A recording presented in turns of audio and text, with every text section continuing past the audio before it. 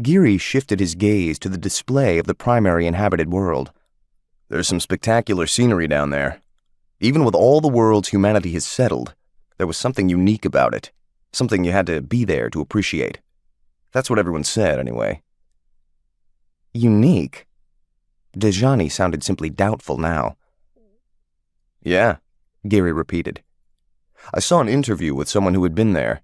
He said there was something awesome about it, like your ancestors came to stand beside you while you looked around. Maybe something happened to it, though, since Baldur didn't get a hypernet gate.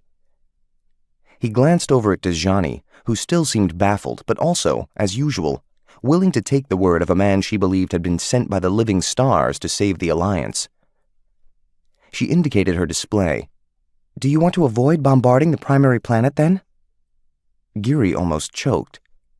After a century of trading atrocities with the Syndics, even Alliance officers could be remarkably cold-blooded. Yes, he managed to get out, if at all possible. Very well, Dejani agreed. The military facilities seem to be primarily orbital, so if we have to take them out, it won't require surface bombardment. That's convenient, Geary agreed dryly.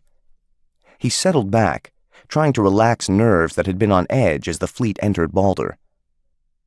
Syndic combatants identified orbiting the third planet, Dauntless's combat watchstander announced as if on cue. An additional Syndic combatant has been located in space dock orbiting the fourth planet. Geary, hoping he hadn't too obviously jerked to attention at the announcement, zoomed his display in on the enemy ships.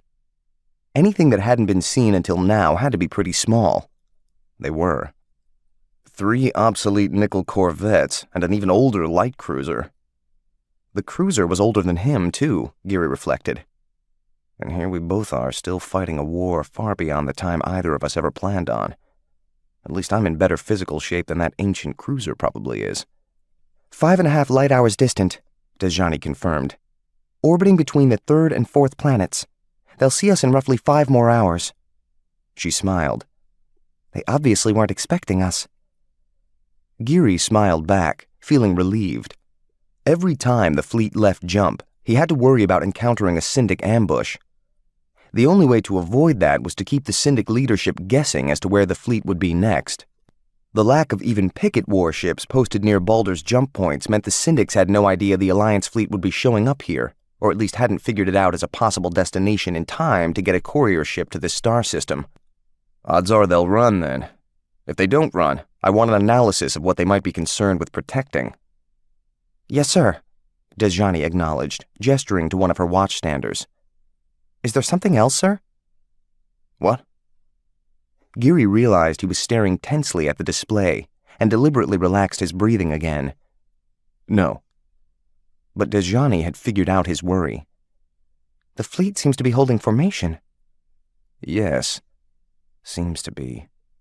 If any of the outermost combatants took it into their minds to charge toward the Syndic warships, Dauntless wouldn't see it for almost half a minute, but everyone appeared to be holding formation. Maybe what I'm trying to show the officers in this fleet about discipline in battle is really getting through to everyone. That was a cheerful thought. Rion promptly threw a bucket of reality over him. Or maybe they're holding formation because the Syndic combatants are 5.5 light hours distant.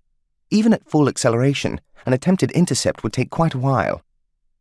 Dejani gave Rion another cool look as she had the navigation system run the intercept.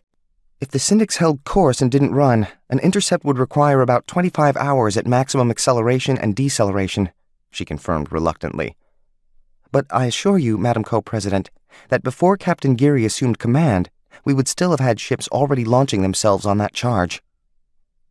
Rion smiled thinly and nodded. I have no reason to doubt your assessment, Captain Dejani. Thank you, Madam Co-President. No, thank you, Captain,